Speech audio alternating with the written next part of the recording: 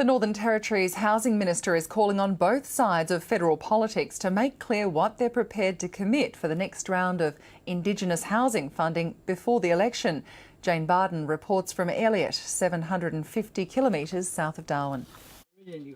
On the outskirts of Elliott, for years Indigenous residents like Raymond Winsley have only been able to get water through garden hoses. And I've been fixing it up every 2-3 days because the heat makes it get soft.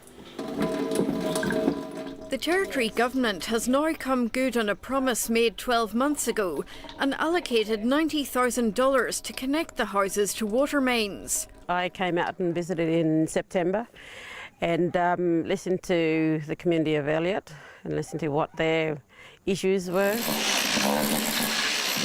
The Housing Minister has also found another $3 million extra for repairs to 13 of Elliott's most wretched houses.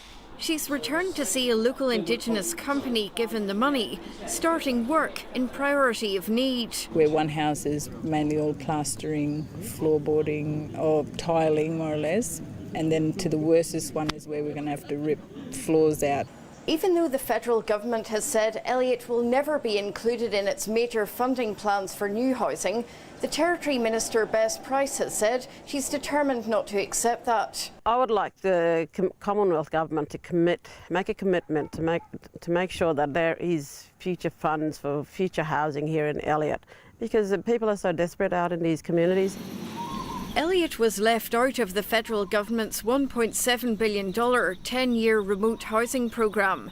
Territory-wide, even though the programme has built 1,100 new houses, there's still chronic overcrowding in many communities. Bess Price is calling on both sides of federal politics to make another major funding commitment to Indigenous housing before the election. Whether it's Labor or Liberals, we want to make sure that this is an urgent issue. You know, it's not right for people to live in these conditions. She's hoping to enlist the help of other states with similar Indigenous housing needs. I, as one of the housing ministers, have been meeting with the other housing ministers and we've had serious talks. It will be a tough lobbying job, with the federal government already juggling so many heavy demands on its straitened budget. Jane Bardon, ABC News, Elliott.